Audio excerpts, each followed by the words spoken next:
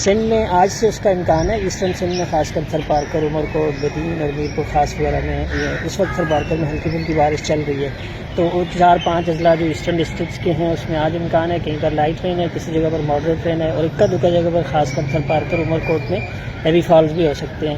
کراچی میں کل امکان بنے گا، کل آفٹرنون میں یا پھر ایوننگ میں جنرلی لائٹ رین ہے، لائٹ سے ماڈریٹ رین ہے۔ ہاں جو مضافاتی علاقے ہوتے ہیں کراچی کے، جیسے بحریہ، ڈی ایچ اے، گڈاب وغیرہ، ان علاقوں میں نسبتاً تیز اسپیل ہو سکتا ہے۔ ادروائز لائٹ ٹو ماڈریٹ رین میں کراچی میں ایک ہی دن کا اسپیل ہے۔ پورے سندھ میں 2 دن کا اسپیل ہے۔ بلوچستان وغیرہ میں اگلے 2 سے 3 دن بارش ہے، تیز بارش ہے۔ اسی طرح سے پنجاب میں بھی اگلے 2 دن مزید بارش ہے۔ کشمیر میں، جی پی میں، ان تمام علاقوں میں اگلے 2 دن مزید بارش ہے۔